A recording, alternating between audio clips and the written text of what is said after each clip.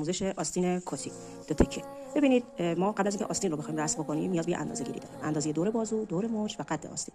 همونطور که در تصویر می‌بینید اندازه‌گیری ها بدون اینکه آزادی در نظر گرفته بشه، اندازه گرفته روی تن شخص و کاملا تیپ هستن بدون اینکه بخواد آزادی قرار بدیم. خب حالا برای آزادی اگر ما خواستیم یک لباس یا کت نیمه جزم بخوایم رسم بکنیم، دوخت بکنیم، شما باید حالا اون اندازه دور بازوتون رو به اضافه 4 سانتی متر بکنید. اگه خواستین کتتون آزاد باشه به اضافه 6 سانت و اگه از پارچه‌های پشم و ضخیم استفاده می‌کنید به اضافه 8 سانت که ما الان نیمه جزم رو در نظر گرفتیم که دور بازوی ما در اینجا 35 سانتی متر هستش، به اضافه 4 39 سانتی متر در نظر می‌گیریم. خب برای این کار شما نیاز به یک کادر اولیه دارید. کادر اولیه‌مون اینه که شما بلندی کادرمون بلندی آستین هستش که ما قد آستین رو در اینجا 60 سانتی متر در نظر گرفتیم. دو تا خط رو عمود بر هم دیگه یه میزان فاصله قرار میدیم. قد آستین در یک عرض مشخص و تعریف شده. حالا این عرض چی هست؟ برای عرض کادرمون شما باید 1/2 بازوی آزاد شده. بازوی آزاد شده ما 39 سانت بود، تقسیم بر 2 کردیم شد 19 و نیم. شما 19 و نیم میشه عرض کادرت در قد آستین. پس کادر اولیه ما به این شکل باید بسته بشه. به این صورت ما کادر رو رسم می‌کنیم.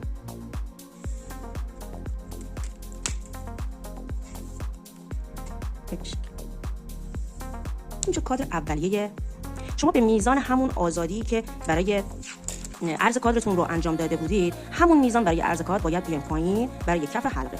خب ما در اینجا 19 و نیم بوده که اینجا هم 19 و نیم رو ما در نظر می‌گیریم.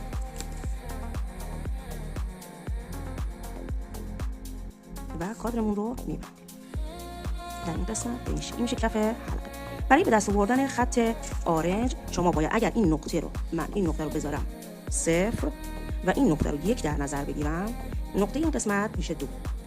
برای به دست آوردن خط آرنج شما باید یه محاسباتی رو انجام بدید. 1/2 قد آستینتون رو به اضافه 2 سانتی میکنید و جواب به دست میاد. 60 بوده قدم، تقسیم بر 2 میشه 30 به اضافه 2 32 و شما 32 سانتی متر باید از قسمت نقطه 0 تا پایین علامت بزنید و خط آرنجتون رو اینجا مشخص بکنید.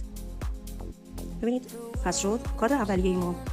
میزانی که به دست اومد در ارتفاع قد آستین به همون میزان عرض همون مقدار از نقطه 0 میام پایین، خط 1 و 2 رو رسم میکنم و برای به دست آوردن خط آرنج که میشه نقطه شماره 3، نقطه شماره 4، 5 و نقطه شماره 6.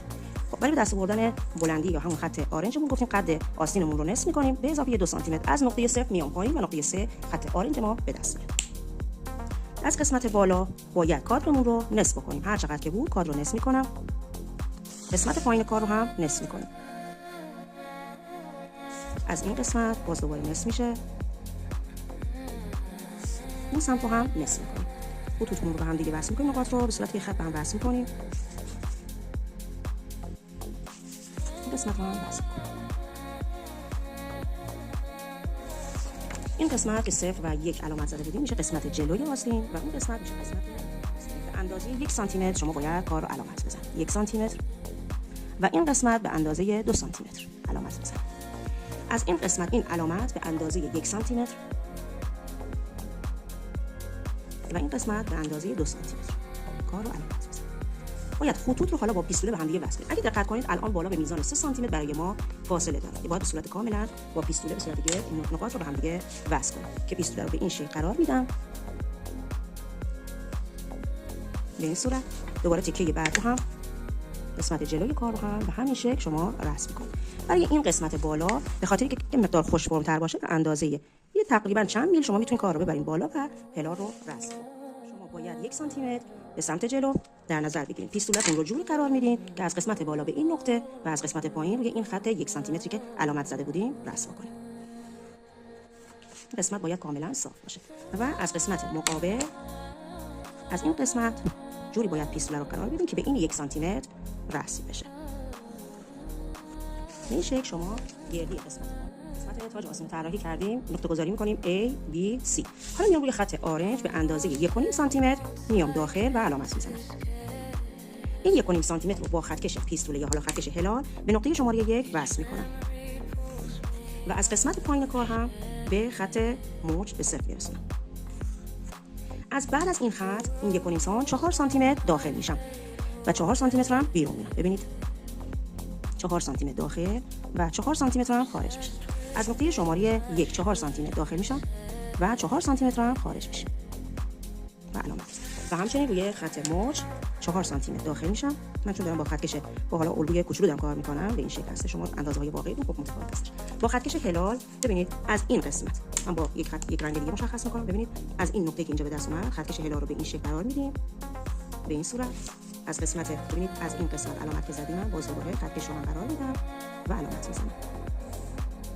از قسمت مچ باز دوباره امتداد کارمون خطکش رو خوب دقت بکنید که به چه صورت من دارم خطکش رو میذارم.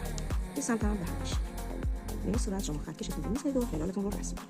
وقتی که به این مرحله از کار رسیدیم میام از قسمت بالا این خط رو ببینید این خط رو امتدادش میدم تا قسمت بالا به این صورت. ببینید این میزان رو اندازه میزنم هر چقدر که بود باید از این نقطه بالا برم. ببینید این علامت میزنم. الان برای من اینجا تقریبا خب برای من شده الان 4 سانتی متر. من اینجا 4 سانتی متر بالا میرم. وقتی که به این شکل شما اینو ادامه میدین گوری که کاملا در امتداد این خط باشه و با خطکش پیستوله این رو به این صورت به نقطه شماره A ببینید به نقطه شماره A با یک هلال رسمش کنید. اینجا این قسمت ببینید از نقطه شماره C از نقطه C شما میاین خطکشتون رو جوری قرار میدید که به اندازه 1 سانتی متر از این خط آبی رنگ تا این خط هلال 1 سانتی متر به شما این علامت 1 سانتی متر بده. یعنی هرچی بیام پایین‌تر ممکنه میزانش بیشتر هم بشه، ولی ما به اندازه 1 سانتی متر میایم علامت میزنیم و به اندازه همون 1 سانتی متر هم از کادرمون خارج میشیم و مشخص میکنیم. این هم میشه 1 سانتی متر. خب از این قسمت شد 1 سانتی متر. اینم 1 سانتی متر. حالا ببینید میایم از این 1 سانتی متر با خطکش پیستوله به نقطه شماره 4 به این شکل وصل میکنیم. ببینید اینو به این صورت هم وصلش.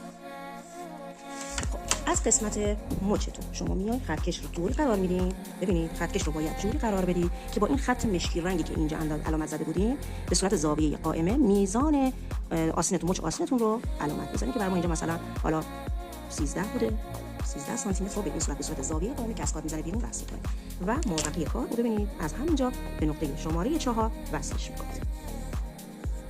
به این صورت این قسمت میشه قسمت زیر دستتون. خب میایم این خط آبی رنگ صاف رو من تو میزنم و بعد خطوطی رو که بهتون میگم رو رولت میکنم. خب ببینید حالا من میام این خط آبی رنگ رو تو میزنم.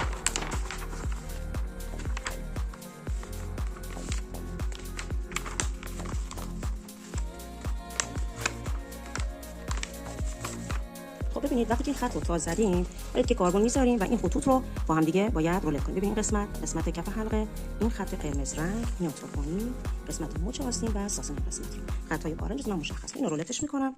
خب ببینید من کار رو کاملا رولتش کردم از قسمت بالا خط کف حلقه آرنج و به این شکل شما کار رو به این صورت رولت میکنید. قسمت ساسن قسمت مچمون ببینید اینا رو هم پررنگ کردیم. حالا میایم چیکار میکنیم؟ این خطوط رو کاملا باید از هم دیگه جدا کنیم، یعنی کلا آستینمون رو جدا کنیم از هم دیگه که بعد بهتون بگم باید چیکارش بکنیم. خب ببینید خطوط رو کاملا باید از هم دیگه جدا کنم. ببینید خطوط کاملا باید از هم تفکیک بشه. ببینید این قسمت باید جدا بشن، این تیکه جداست، این قسمت هم جدا باید باشه. بهش تیکه بعدی دستتون به این صورت این قسمت دست ببینید. خب قسمت بالای کار میشه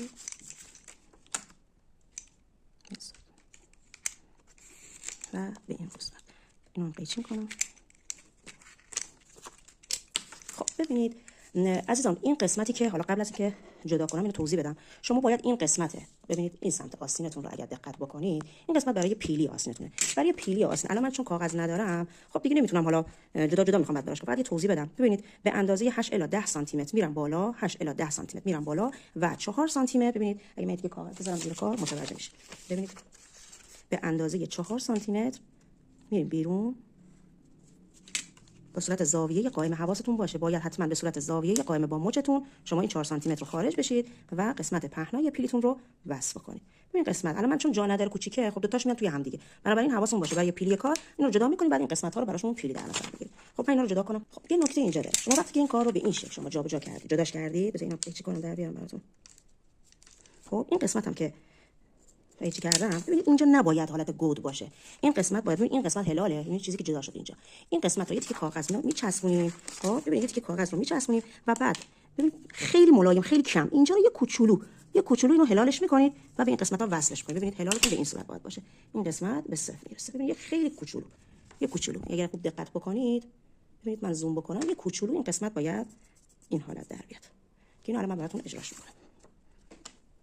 ببینید به این قسمت میام یه کوچولو کار رو هلال میکنم، خیلی کم، در حدی که باید فقط هلال باشه اینجا. ببینید یا من زوم بکنم دیگه مشخص. ببینید این حالت باید در بیاد و کار رو کاملا پیشش بکنم.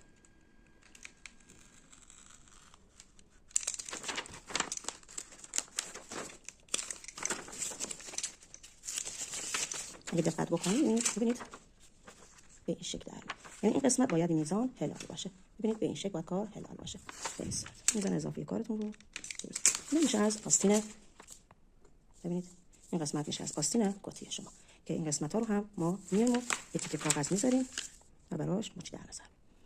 خب ببینید این قسمت ها میشه از آستین کتی. بهش آستین کتی.